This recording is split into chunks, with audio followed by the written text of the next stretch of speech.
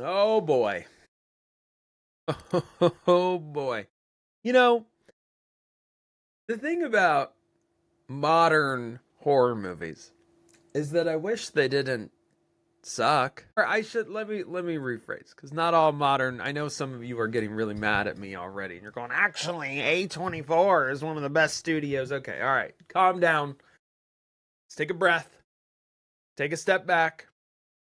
Grab some more Cheetos and strap in. I'm not talking about A24. What I'm talking about is modern versions of classic horror entities. Okay? Can we all not admit that these are far worse than their predecessors? Can we admit that? Can we all come together and admit that? Now, listen, what are we here for today? Enough of me expressing my problems to you. We are here today to review the Texas Chainsaw Massacre series. The whole series. We're going to do the whole series. And we're going to cover my list. This is my list, okay? If you disagree, that's fine. Make your own list. Nothing's stopping you from putting out your own video, making your own list, okay? So if you disagree with me, you don't need to slam me in the comments. You don't need to tell me how wrong I am because I like Scream 4. You don't need to do all that. Instead, make your own list. It's an opinion. You are more than welcome to have your own. All right, so we're going to get started. And boy, the back half of this catalog, not so good. Not so good. So listen, the last three here, 9 through 7, you can really take these and put them in any order you want. And I think they all belong at the bottom. So like if you have one at 9 and one at 7, there really is not much of a gap. So between my number 9 movie, the worst one, and my number 7, there's this like this much gap. They all suck this bad. Well, they all suck like this bad. But this is like the gap between how much one sucks versus how much the other sucks, okay? They're all trash. So at number 9, because this is how I feel today, this could change. But number 9, coming in at number 9, Leatherface. Leatherface. Oh boy. And I'm not talking about Texas Chainsaw 3 Leatherface. I'm talking about the Leatherface from like 2018. Okay. This movie was so unnecessary. I watched this. First of all, it doesn't even feel like a Texas Chainsaw Massacre movie. You're watching this and you're like, okay, I understand this is like the family. I understand this is like Leatherface. But you get like this whole backstory with Leatherface where he goes to this like insane asylum and he like gets out and he's on the run with this cast of other insane people. And they're like committing murders and doing it. Like feels like Natural Born Killers at one point. It like feels like that movie. But then there's this nurse that just like tags along with them. She like doesn't try to get away because she sympathizes with one of the characters. By the way, this movie tricked me 3/4 of the way through. I thought the chubby kid was Leatherface because that makes sense, right? Big, brooding, chubby kid. Turns out no, Leatherface is actually the sexy lead in the movie. He's the sexy, attractive male lead in the movie that the nurse is like, I don't know, has a crush on. I don't know. I don't know why she sticks around. Why doesn't she try to get away? Why doesn't she try to get away? This movie was stupid. This movie was stupid and unnecessary. And I know some people are like, oh, well, you got, at least it took a chance. At least it took a chance, Scott. It took a film series that had gone the same direction 1,000 times, and it took it in a different direction. Well, that's all well and good, but you got to go the right direction. We can't just celebrate a movie for taking chances if those chances are really stupid. And in this movie, those chances are really stupid. We don't need a backstory for Leatherface. Okay? We don't need to sympathize with every villain in the world. Some people are just evil. And actually, it's better that you don't understand why they're evil or what makes them evil or try to sympathize with them, because evil can just be evil. And sometimes that mystery is what makes it better. When you try to give Leatherface this sympathetic backstory that makes us go, oh, poor baby Leatherface. He had a bad family. And this evil cop whose daughter was like murdered viciously. This whole movie makes no sense. Why am I supposed to sympathize with these insane people who are on this murder spree? Why am I supposed to hate this cop? Yeah, he's a dick. But I'd be a dick too if my daughter were killed by this family viciously. I would be a dick too. The whole movie makes no sense. It didn't need to happen. We didn't need this. I think it makes the story worse. I think it makes me hate Leatherface. I think but not for the right reasons. I just hated this. I hated this. It's number 9. It's terrible. It's unnecessary. You want to give it credit for taking chances, fine. But I'm not. If the chance doesn't work, you don't get the credit. Okay, coming in at number 8, and really not far behind, because for a while I had this at number 9, is the 2022 Netflix adaptation, The Texas Chainsaw. Is it Texas? Is it just Texas Chainsaw? It might be Texas Chainsaw Massacre. Who cares? Who cares? It's trash. Don't watch it. It's garbage. You don't need to waste your time. This movie sucked. This movie sucked. A modern take that doesn't make any, like, half of it doesn't even make any sense. Leatherface has to be, I don't even know how old he is. He's supposed to be in this movie. I did the math. He would be like 80. He would be like in his 80s. But he doesn't act like he's in his 80s. Now I get it. Okay, maybe there's some supernatural stuff or whatever. It's really not explained. But 80-year-old Leatherface, you know Grandpa in the first movie? You know, he's just like sitting there and he can barely move. He can barely swing the hammer. That's how Leatherface should be in this one. And this is a sequel, by the way. This is not like a remake this is a sequel. So Leatherface would be Grandpa's age, basically. Close to it, somewhere around there. He'd be old as hell. He wouldn't be able to swing that chainsaw around like he does. So first of all, that makes no sense. And I know, okay, you can suspend your disbelief, yada, yada, yada. This movie brings back the survivor from the first film for no reason at all. They bring her back, and then they kill her. She does nothing. She serves no purpose during the film. It's absolutely pointless. And I think the only reason they did it was because of the success of the Halloween reboot and bringing Jamie Lee Curtis back. And they thought, oh, we have our own heroine that we can bring back. Except the difference is, in the Halloween reboots, Jamie Lee Curtis is a badass. She's a little crazy, but she's a badass. In the Texas Chainsaw movie, she does nothing. She does nothing. Sally does nothing. Okay? She's like a cop. Then she just gets killed. Just killed. No reason. Just dead. Why do we even bring her back? Why do we waste our time? Why do we waste everybody's time? Again, as in most modern movies, modern horror movies that I say, these characters are all super annoying. The best part of this movie is the end when one of them gets taken out, surprisingly, and you're like, yes, thank God. There was a cool scene with Leatherface in like a party bus. And he just runs through everybody. It's actually really cool. But that's the best thing this movie has. That's the best thing this movie has. I guess one of the redeeming qualities is watching this big boomer just wipe out these Gen Z, whatever. I don't know. You could take some satisfaction in that these idiots are just getting mowed down by Leatherface. That could be some joy. Anyways, whatever. That's number 8. Don't watch it. Skip it. It's not worth it. Number 7. Almost as bad as 8. Almost as bad as 9, in my opinion, is the Texas Chainsaw D. Okay? Now, why do I hate this? Well, again, didn't make a lot of sense. The acting's terrible. Like, if you're coming into this and you expect anything better than, like, Babes in Space, you're not getting it here. Okay? The acting is on that level.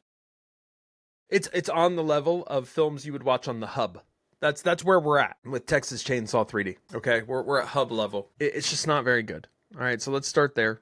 That brings this down. The 3D aspects of it are stupid. I didn't find a lot of redeeming qualities in this movie. The brain has to be turned off because a lot of the story makes absolutely no sense. Alexandra Daddario plays like the lead in this movie. She should be like in her 40s, or I think she's very clearly not in this movie. So again, timeline makes no sense. Story makes no sense. Annoying characters. And really, honestly, it's just another movie that's unnecessary. That's its biggest damning quality, is it's so unnecessary to the rest of the story. I don't think it does anything for Leatherface. I don't think it does anything for the franchise. It's number 7. Skip it. Just skip it. Skip these bottom 3. Skip 7, 8, 9, and you'll be a happier human being. You'll be able to live your life. You'll enjoy yourself a lot more. Number 6. Now we start to get to, like, it's not great, but it's also not like as bad as the bottom 3. So we've moved up a little bit of a tier. Texas Chainsaw Massacre, the beginning. So this was a prequel to the remake that came out in 2003. And this movie has a few redeeming qualities. Again, I think it's stupid. I think it's unnecessary. I don't think it needed. I understand why they made it, to make money, because the 2003 remake was a success. But we're in the Hewitt world now, not the Sawyers. This is the Hewitts, because they had to name them something different. I think this movie is... The gore in this movie is really good. The gore in this movie is really good. And I think it's actually dialed up from the 2003 version of the movie. They just dialed it up a notch. Again, though, it's kind of like, well, how did he become a cop?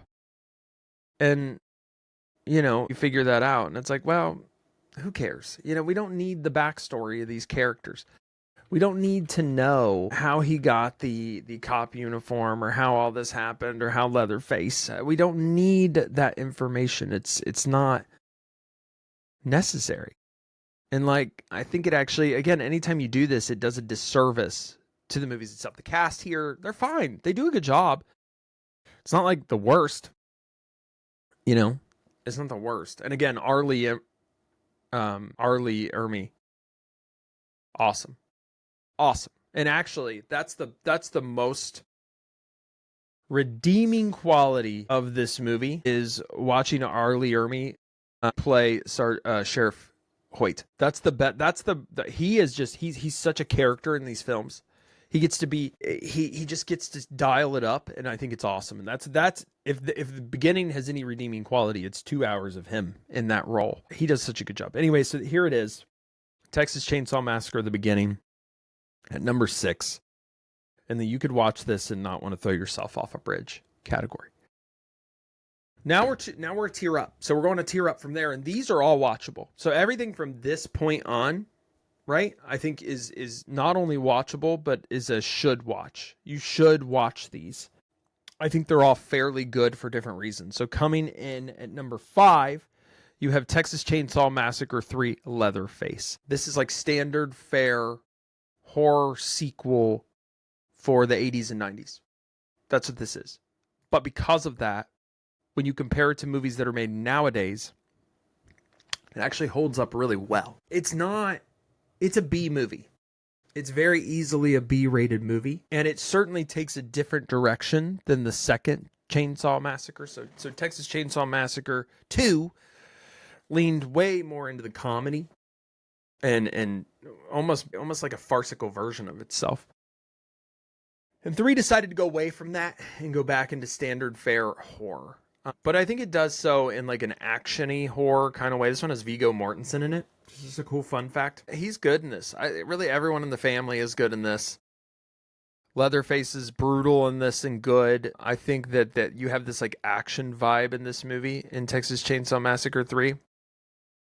It's kind of like there's a little bit of action in it as well. So it definitely takes on more of like a Predator / Night of the Living Dead 90s remake aesthetic. But I like this movie. Ken Foree's in this. He's great. I think this movie's better than I ever would have thought.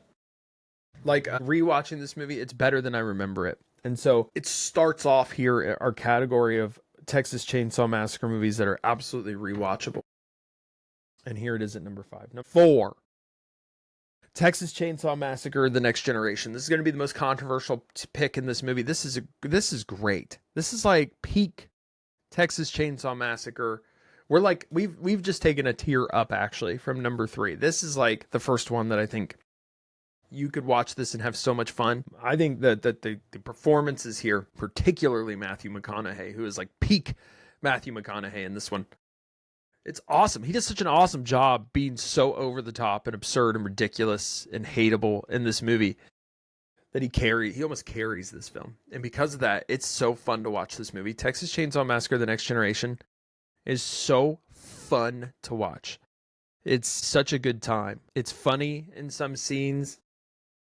The cast isn't like entirely hateable of kids. Renee Zellweger's in this movie, which is a fun fact. Takes the series in such a weird direction. This is like also taking a chance, but I think it's like cool. I think it's fun. The gore is dialed down here. That's like the only knock. But I think there's an unrated version that you can get. Maybe you should watch that one. But the gore's dialed down. But the film itself, again, Matthew McConaughey is so good that this film he carries it. And he makes it so worth the watch. So anyways, I know people hate this one. I've seen a lot of these lists, and this is on the bottom of a lot of people's lists, which is absurd. Have you seen the last 3? But here it is, number 3 on my list. So come at me, bruh. Come at me, bruh. I even like Leatherface in this movie. I like the direction they took him. Now coming in at number 2, or I'm sorry, number 3. That was number 4. I'm sorry. That was number 4. Coming in at number 3, we have, here's another bit of controversy. Texas Chainsaw Massacre Part 2. I love this movie. I have a very soft spot in my heart for this movie. I think it's funny, it's fun. It takes such a different direction from the first one, but I think it works. Tobe Hooper takes this in the comedic direction, and it just works. It just so works. Like taking that pivot from the first Texas Chainsaw Massacre had to take a level of bravery, but making the same movie as the first one also wasn't going to work. So you had to do something a little different. And he did. And it was awesome. He just leans into all the absurd aspects of the family from the first movie. Works so well here. It works so well. Dennis Hopper with a chainsaw trying to basically avenge his brother who was killed by Leatherface in the first movie, Franklin. The most annoying character in the first movie, by the way. It's just great. The radio DJ and having part of the movie take place at like a radio station. So good. This movie's so good. So, Texas Chainsaw Massacre 2. It's a cult favorite by a lot of people. It's absolutely worth it if you haven't seen it to give it a watch. Especially if you like this sort of campy stuff. You're going to love this. It's awesome. Now, coming in at number 2 is the Texas Chainsaw Massacre remake from 2003. Take the first movie, and I think you make it even more brutal. Put even more gore in there. Make the family even more vile.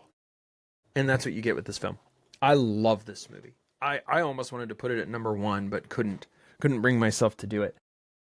The cast here is great. Taking at least a modern for 2003, twist on the Texas Chainsaw Massacre. You're taking a risk because anytime you try to take a modern spin on something, it typically gets worse. I don't think it did in this case. The cast is great here. Jessica Biel does a wonderful job as sort of the final girl of this film. It's 2003 wrapped in a blanket too. It is such a nostalgic trip for someone who may have been in high school in 2003 like myself. Just an awesome film. I remember seeing this one, and I have a little bit of, full disclosure, I have a little bit of nostalgia, and that could be why it's so high on my list. But I remember going to see this in the movie theater and just loving it, loving the direction they took with the series. I think they take Leatherface, they make him so much more brutal. And I really like that. I really liked that decision to do that.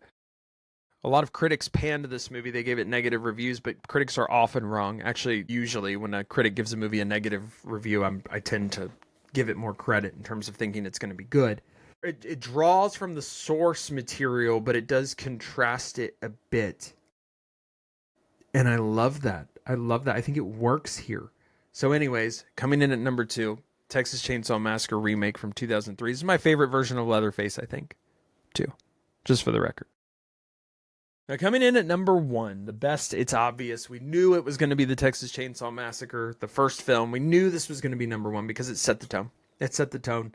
It's one of the most memorable films in horror history. It created characters like the cook, the hitchhiker, Leatherface, all villains that have followings that people love. Leatherface is obviously one of the most revered horror icons of all time. The movie is great. It's jarring.